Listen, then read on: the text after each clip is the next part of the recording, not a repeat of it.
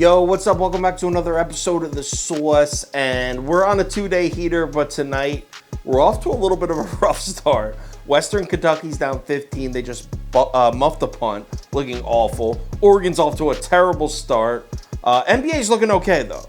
So I don't want to say our winning streak is definitely over. We'll see. I'll keep you posted. But as of right now, we're off to a rough start on this Friday night. But we're talking championship Saturday here, and I guaranteed on the Chop Sports podcast that I would go 8-0 on championship Saturday. With these championship college games coming up, I'm going 8-0 on Saturday. Oh my goodness. Yeah. Oh my goodness. Right here live on the show on a Chop Sauce Wednesday, we have an 8-0. Whether or not that will happen, we'll see. That's a pretty bold call. I don't know why I even said that, but obviously I have to live up to it now. I'm going 8-0, and in this one we're talking Big Ten championship. Michigan versus Iowa. Let's go. Welcome to The Sauce. The Sauce. The Sauce.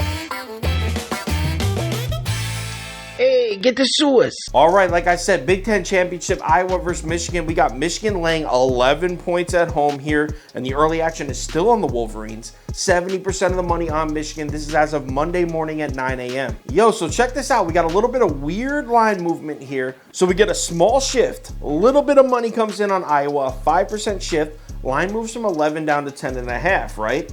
Money continues to come in on Iowa super slowly. Here we are on Friday night. We got 41% of the money on Iowa now. Line moves back to 11. What? This tells us absolutely nothing. Early in the week, it looks like the books like Iowa. Later in the week, it looks like the books like Michigan. Zero reads there. So let's cap this game. If you subscribe to this channel, you already know the first step. Running the numbers through the spreadsheet. According to the analytics, the line for this game should be Michigan minus 11.65. So we got a 0.65 lean on Michigan there. Nothing. A very, very, very slight lean on Michigan according to the numbers. All right, let's run through a quick breakdown of this game, and I'll start with something that worries me, and it should worry you if you're a Michigan fan, because there's not much Iowa does at an elite level. They're pretty mediocre, slightly above average, but there's one thing they do very well is stop the run game. Now, the good news if you're Michigan is you know who else is really good at stopping the run? Ohio State. And Michigan and Hassan Haskins slammed the ball down their throat last week for the entire Saturday. I think he had like 170 rushing yards and 6 touchdowns or something. I don't know the exact numbers. It was like absurd statistics. So right off the bat, I feel like we already know Iowa's game plan on defense, right? I mean, if you were a defensive coordinator, you do the same thing. Run some inside blitzes, shoot the inside gaps, take Hassan Haskins and that power running game out of the equation, right? And they're good enough to do it. They have a good physical front seven. They're third in the Big Ten against the run. So Iowa's fully capable of taking Hassan Haskins out this game. But if there's one thing we've learned about this Michigan offense over the past month, they're a lot more versatile than just a power running game. That kid Blake Corum, yo, get the ball to that kid in the flats. He is a bolt of lightning. He is the complete opposite of a power running game.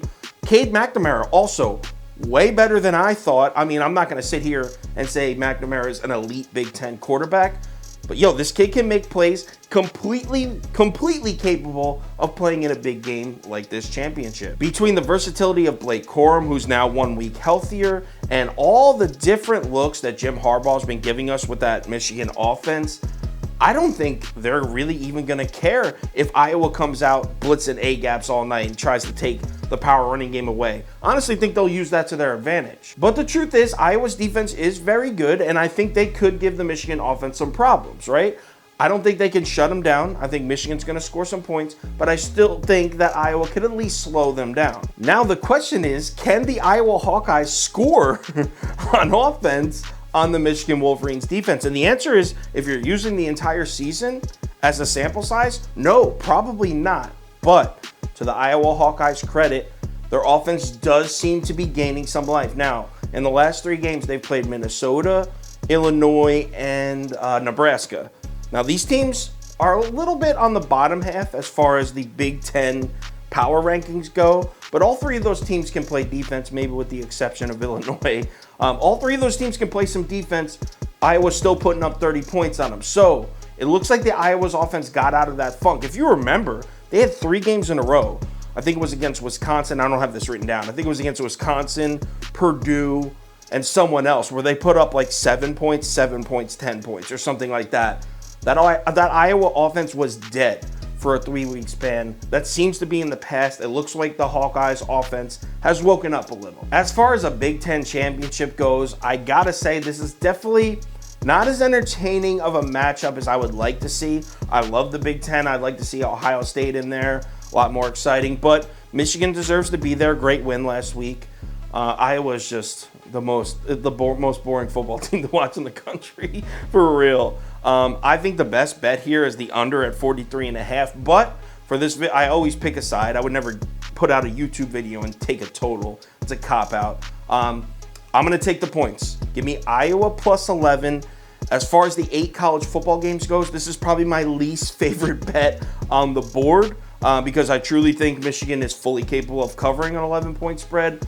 But here, I gotta take the 11 with Iowa. Final ticket posted on KyleKirms.com. It'll be at 10:30 a.m. Eastern time. It'll have all 8 of my picks for the whole college football, the whole Saturday, as well as all of my bets for all sports, posted right on the website. College football goes up 10:30 a.m. Eastern time. Also, if there's any crazy last-minute changes, injury updates, money shift, line movement, anything like that, I'll definitely keep you posted on my Twitter, Instagram story, and Facebook.